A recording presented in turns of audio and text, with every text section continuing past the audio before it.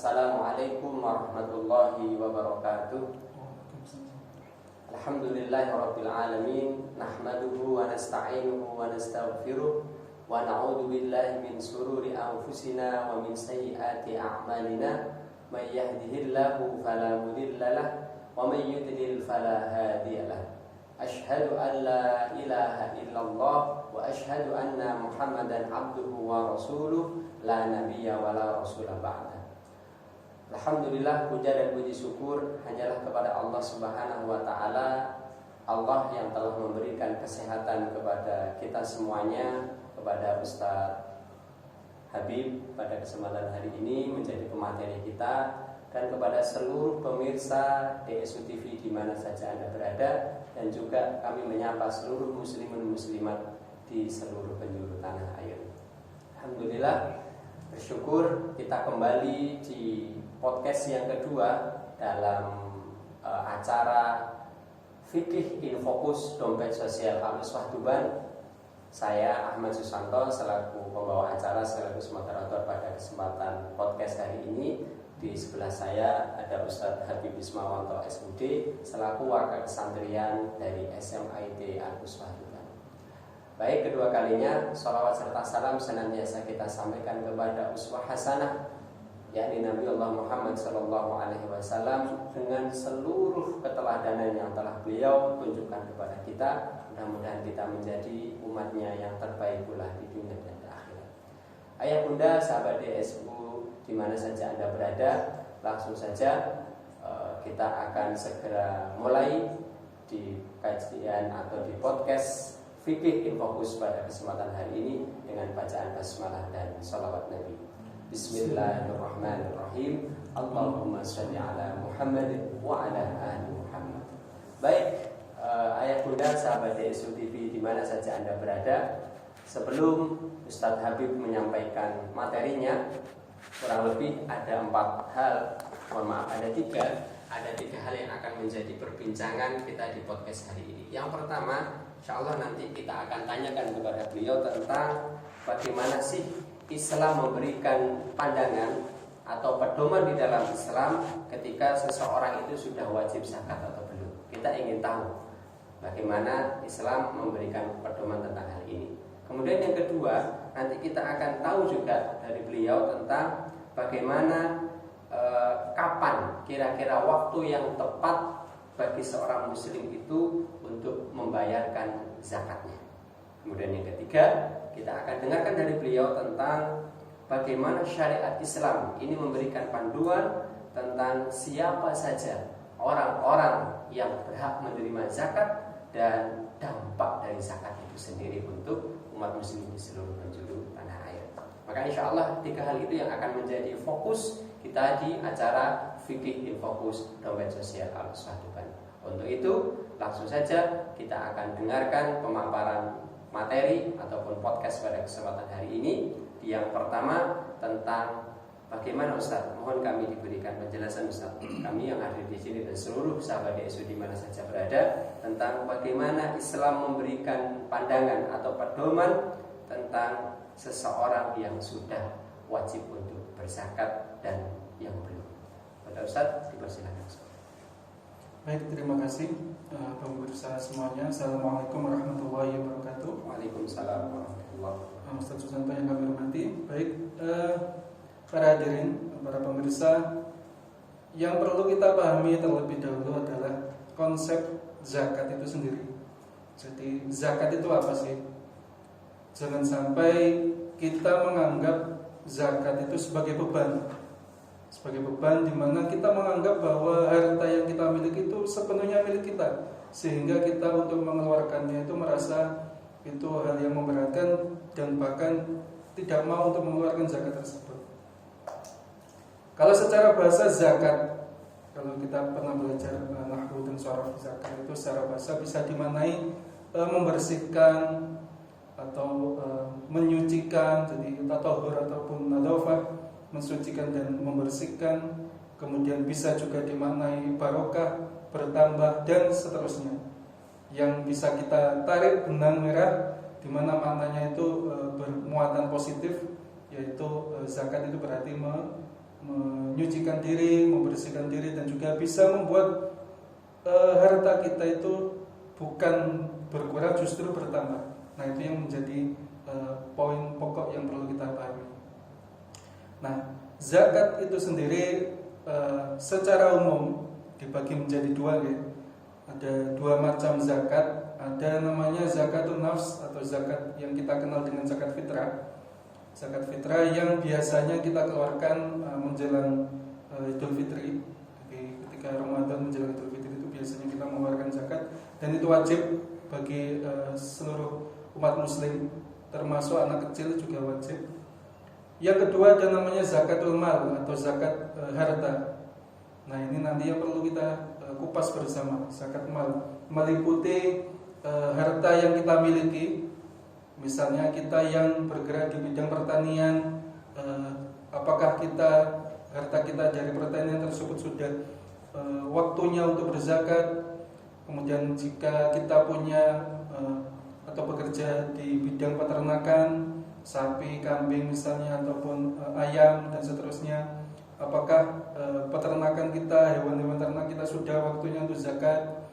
Termasuk yang punya perdagangan, ya, perdagangan di misalnya perdagangan toko atau apapun, kalau nilainya sudah mencapai wajib zakat, maka kita memang harus mengeluarkan zakat untuk itu. Dan yang perlu kita pahami bahwa zakat itu selain ada aspek ta'abudi atau ada bersifat ibadah kepada Allah, juga bersifat sosial.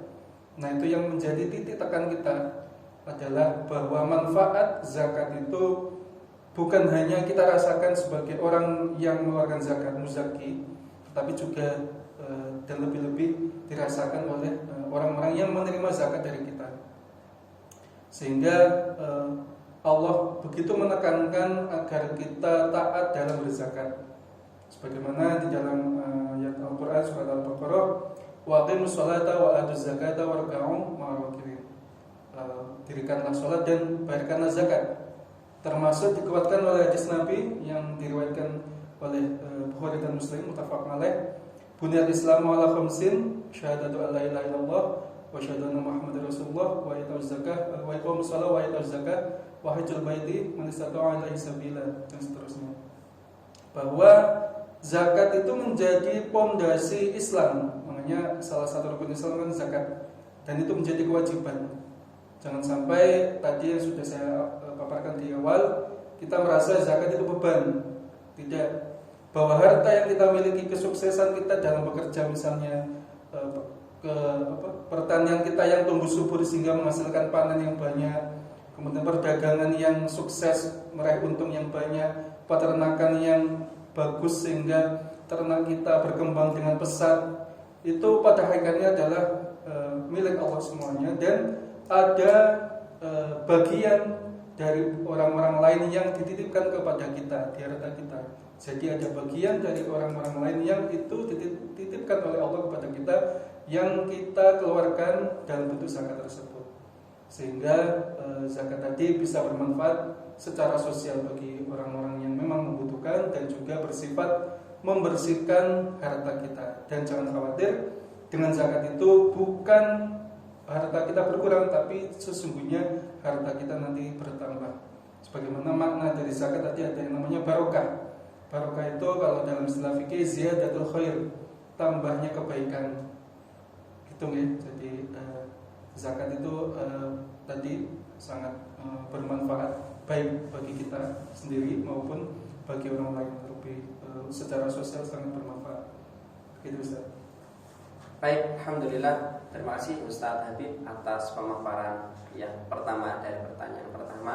Kita ke yang kedua Ustadz, yakni tentang kapan kira-kira waktu yang tepat bagi seorang muslimin atau muslimat untuk membayarkan zakatnya. Atau seorang muslim, kapan waktu yang tepat beliau harus menunaikan zakatnya? Apakah segera, mungkin saat dia longgar, atau boleh diolor-olor, atau gimana Ustaz? Mohon penjelasannya Ustaz. Oke, terima kasih Ustaz. Sebelum saya menjawab pertanyaan tersebut ya, saya teringat ini bisa menjadi ibrah bagi kita, hikmah bagi kita, kisah seorang sahabat Nabi yang mungkin kita pernah mendengarnya, yaitu sahabat Salabah. Sahabat Salabah itu dulu pernah miskin sekali, minta didoakan oleh Nabi untuk menjadi orang yang kaya. Tapi sama Nabi ditolak, nggak usah, kamu cukup seperti ini saja, yang penting kamu bersyukur atas nikmat yang kamu berikan, insyaallah Allah ridho. Cuma kemudian Salabah masih belum terima, masih ingin didoakan oleh Nabi. Kedua kalinya minta didoakan sama Nabi, ditolak juga. Sampai yang ketiga minta didoakan lagi sama Allah, sama Nabi, akhirnya didoakan, ya Allah semoga engkau menganugerahkan rezeki yang melimpah kepada Salabah. Nah, akhirnya Salabah karena didoakan oleh Nabi tadi, sehingga benar dijawab oleh Allah menjadi orang yang kaya. Awalnya berawal dari satu ekor kambing, beternak satu ekor kambing, kemudian berkembang sampai buahnya, bahkan dikatakan oleh para sahabat yang lain itu kambingnya saking banyaknya itu memenuhi kota Madinah, saking banyaknya. Dan karena sudah banyak ternak kambingnya, yang tadi awalnya ketika miskin masih sregep jamaah 5 waktu, semakin banyak beliau hanya sempat sholat jamaah itu zuhur asar. Semakin banyak hanya sempat jamaah itu hanya sholat Jumat saja. Sampai pada akhirnya sudah tidak jamaah, tidak sholat Jumat. Maka itulah kemudian Nabi mengatakan celakalah Salabah, karena dia tadi berdoa minta kekayaan, ketika sudah diberi Allah kekayaan dan diminta zakat atas ternaknya tadi, tetapi ditolak oleh Salabah, maka si Salabah mendapatkan adab dari Allah. Gitu nih. Nah, itu yang perlu kita ambil hikmahnya.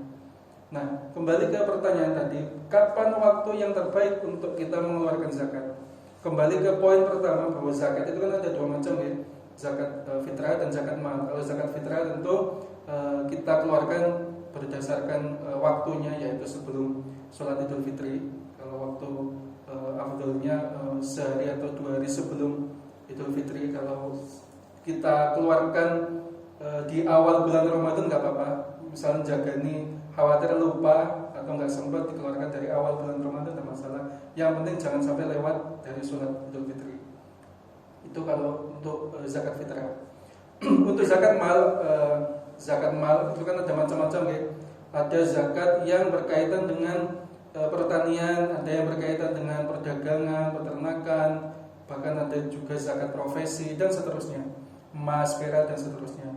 Nah, itu ada beberapa poin yang berbeda dengan zakat fitrah. Kalau zakat mal, misalnya kalau di bidang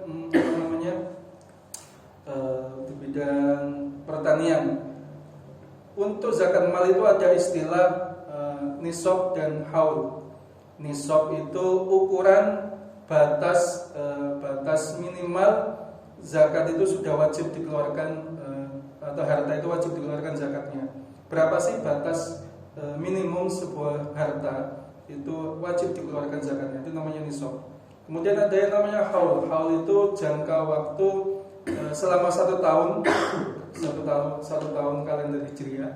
Dalam 1 tahun itu jika harta yang dikumpulkan dan dihitung sudah mencapai nisab, maka dia wajib mengeluarkan zakatnya. Misalnya untuk zakat pertanian, itu dia ukuran atau waktu yang paling tepat untuk mengeluarkan zakat adalah ketika selesai panen. Jadi misalnya ada seorang petani yang punya sawah yang luas, kemudian panennya berhasil dan jumlah panennya itu mencapai 1 nisab. Untuk ukuran 1 nisab itu kalau di kitab 5 wasaq, 5 wasaq itu kira-kira sekitar 650 kg kalau nggak salah ya. Sekitar 650 kg itu wajib dikeluarkan zakatnya. Kalau pertaniannya atau sawahnya itu hanya tak ada hujan, artinya dialiri sungai atau mengandalkan hujan yang tidak ada usaha, misalnya kalau kan ada pertanian pakai diesel itu ya, ngambil air yang itu ada ongkos tambahan, itu untuk itu hanya sepersepuluhnya, 10%-nya. Tapi kalau yang pakai tambahan biaya, tambahan pupuk, tambahan pengairan dan seterusnya itu hanya 5%-nya, 1/20, seperti itu. Dan dia kaitannya adalah dengan nisabnya. Kalau sudah mencapai ya langsung dikeluarkan. Jadi ketika dia selesai panen, dihitung kok sudah mencapai nisab ya langsung dikeluarkan tanpa harus menunggu waktu yang tepat atau longgar. Yang tepat kapan ya selesai panen itu. Karena kita tidak tahu saat itu kita sudah wajib zakat, terus kita menunda nanti aja misalnya. Nunggu waktu longgar kapan-kapan, misalnya seminggu lagi atau uangnya dipakai diputar lagi atau apa, itu justru tidak baik. Karena kita tidak tahu siapa yang menjamin besok kita masih hidup, seminggu lagi kita masih hidup, sedangkan kita sudah punya tanggungan wajib zakat. Zakat itu kan wajib ya. Kemudian misalnya peternakan, kita punya usaha ternak kambing misalnya.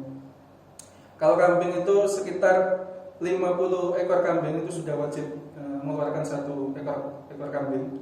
Jadi kalau kita punya peternakan kambing kok jumlahnya sudah 50, sekitar 50, maka kita wajib mengeluarkan 1 ekor kambing sebagai zakat. Kalau sapi misalnya bagaimana? Kalau sapi sekitar 30 ekor sapi, 30 ekor sapi kita wajib mengeluarkan 1 ekor sapi berusia minimal setahun. Itu untuk sapi dan seterusnya. Dan itu kapan? Itu ketika kita sudah mencapai peternakan tadi sudah mencapai jumlah minimum yaitu nisab tadi, dan diakumulasi dalam dalam haul dari 1 tahun tadi, termasuk perdagangan, kemudian emas dan perak dan seterusnya. Sehingga sekali lagi yang perlu kita pahami adalah ketika harta kita sudah mencapai jumlah wajib zakat dan secara waktu juga sudah memenuhi, maka segera dikeluarkan. Kenapa? Karena tadi kita tidak tahu, kita menunda-nunda nanti aja, nunggu waktu yang bagus, atau mungkin kalau orang Jawa nunggu dino sing apik misalnya. Itu justru kurang baik karena kita tidak tahu besok apakah kita masih punya kesempatan untuk mengeluarkan zakat tersebut. Alhamdulillahirabbil alamin. Terima kasih Ustaz Habib atas penjelasan yang tadi begitu sangat jelas tentang kapan kira-kira bagi seorang muslim itu menunaikan zakatnya, apakah dari sisi malnya, zakat malnya, atau dari sisi pertanian dan peternakannya. Tadi sudah sangat jelas. Baik, kita geser ke yang ketiga, pertanyaan ketiga atau sesi yang ketiga, yakni ini Ustaz, kami ingin tahu bagaimana sih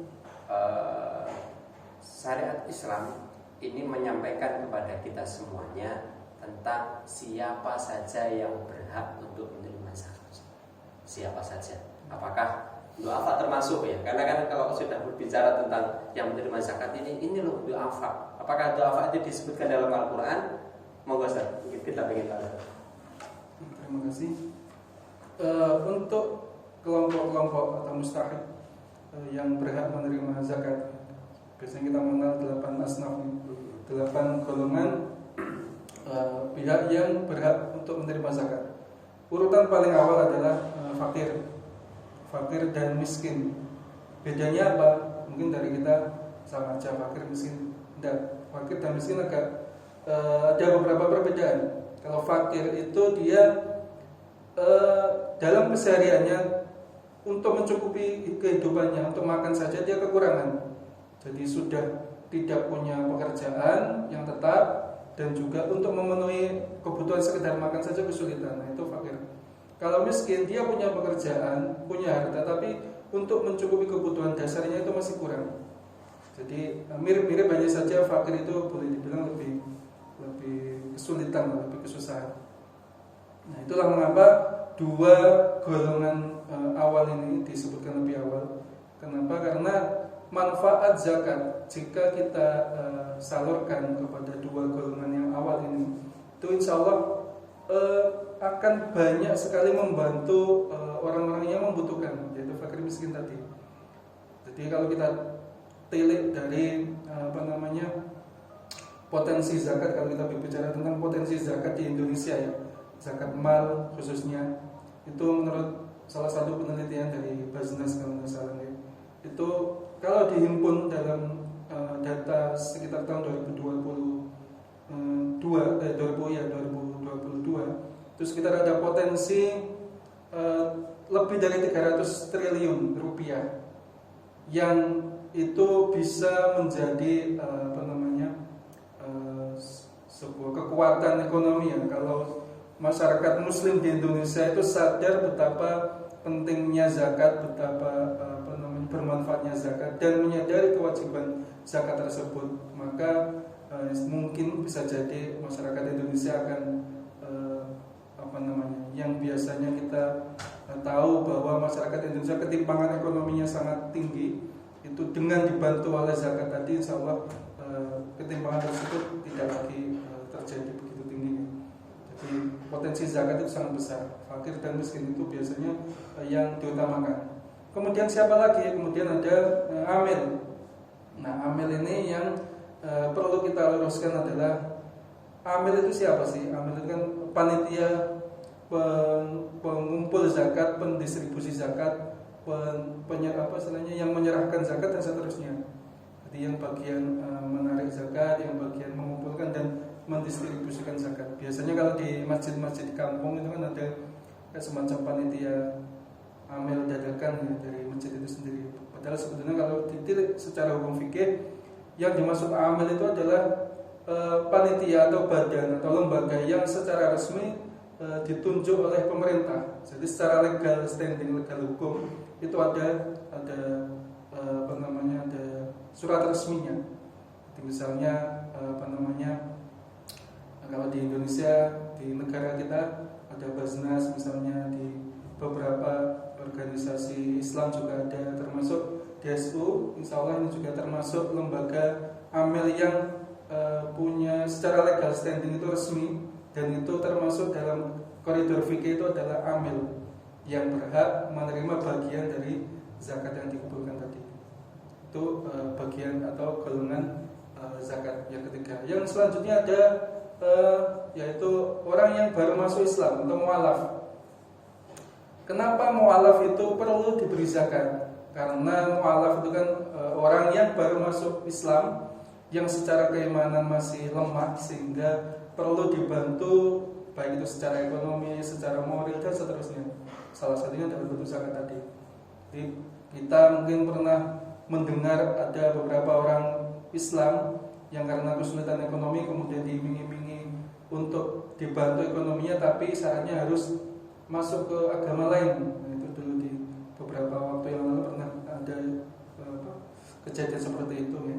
Nah, itu untuk Islam pun ada konsep semacam itu. Jadi kalau ada orang yang baru masuk Islam, hatinya masih lemah, keimanannya masih baru, masih belum begitu kuat, perlu kita kuatkan dengan menyokong secara moral maupun material dengan cara dikasih zakat tadi.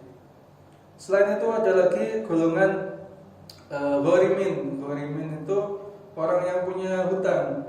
Jadi orang yang terlilit hutang, apalagi di era sekarang hutang pinjol ya, pinjaman online. Ada banyak sekali masyarakat kita yang karena terbentur ekonomi kemudian hutang secara online, yang hutang online tadi, pinjol tadi itu menjadi sebuah beban yang sangat berat ya, karena menjerat begitu dalam kepada masyarakat kita, sehingga orang-orang yang punya hutang tadi boleh juga kita bantu karena dia juga termasuk dalam 8 golongan yang boleh dikasih zakat. Gitu. Selanjutnya ada budak. Jadi kalau zaman dulu itu ada budak. Nah, kalau sekarang insya Allah tidak ada ya budak. Jadi budak itu juga berhak untuk dikasih zakat. Alhamdulillah untuk zaman sekarang sudah tidak ada lagi, sehingga bisa kita alokasikan ke pihak yang lain. Selanjutnya ada namanya sabilillah. Sabilillah adalah orang-orang yang berjuang di jalan Allah. Biasanya kalau di kampung kadang ditafsirkan atau diberikan kepada orang-orang yang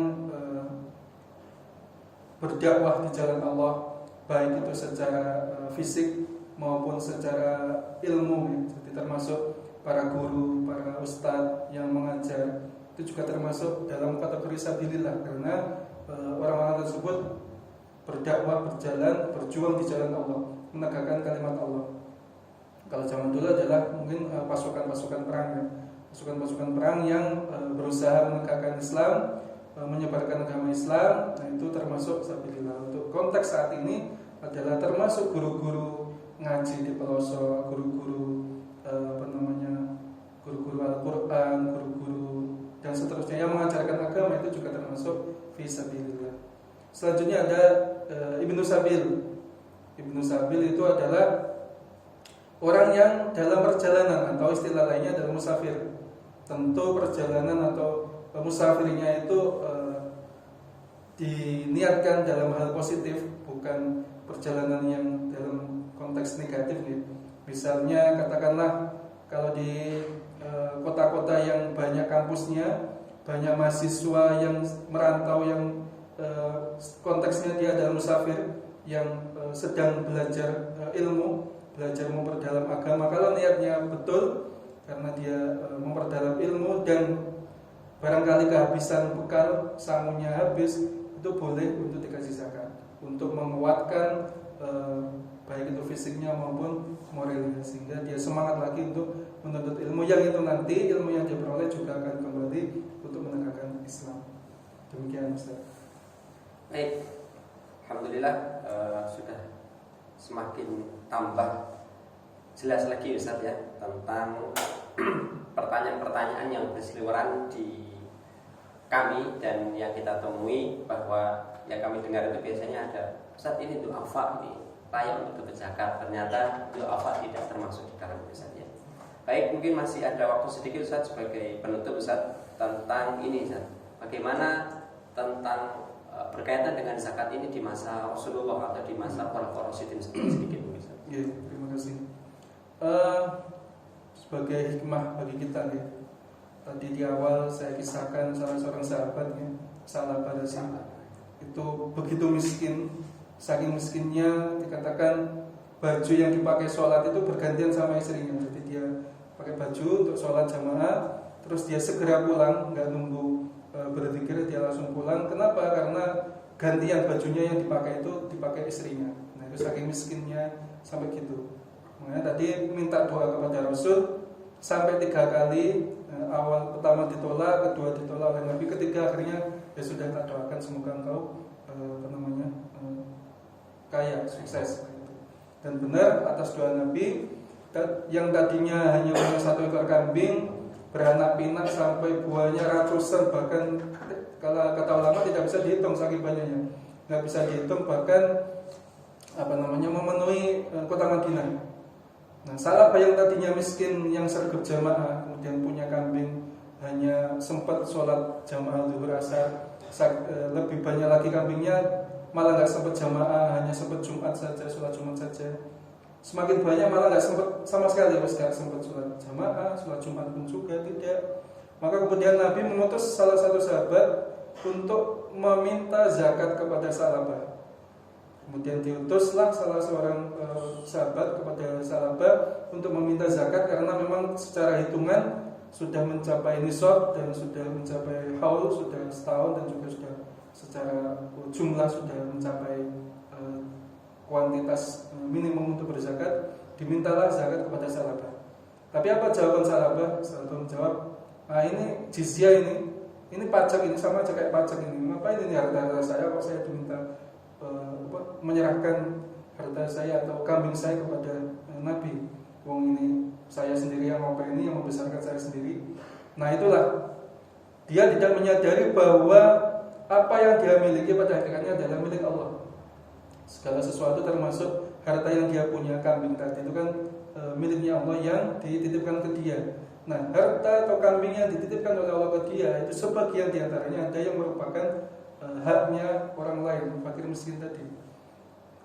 Singkat cerita, ditolak oleh Salabah, oleh Nabi, dikatakan celakalah Salabah, dia diadab oleh Allah, nanti balasannya di neraka, dan benar nantinya Salabah akan mendapatkan azab oleh Allah. Dan semoga itu menjadi hikmah bagi kita ya, Jangan sampai kita menganggap tadi zakat sebagai beban dan tidak mau mengeluarkan zakat.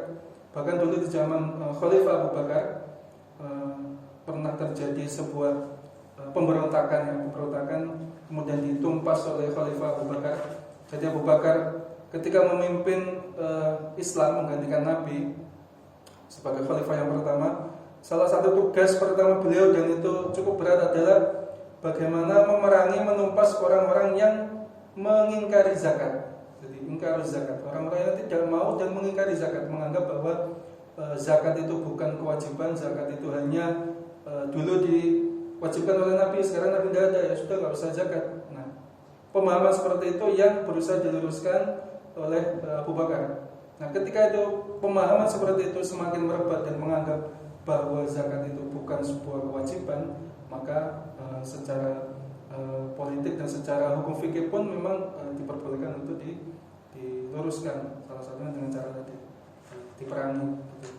Karena tadi di dalam Al-Quran zakat dan di dalam Al-Quran dan juga Sunnah dalam hadis zakat itu suatu kewajiban. Kalau di dalam istilah fikih disebutkan al-ma'lum minasyari'ah bidaruri, atau sesuatu perkara syariat, perkara agama yang sudah diketahui secara umum. Artinya ketika perkara itu sudah diketahui secara umum kok diingkari, ditolak, maka dia termasuk orang yang kafir, karena menganggap bahwa apa yang diwajibkan oleh Nabi itu bukan suatu kewajiban.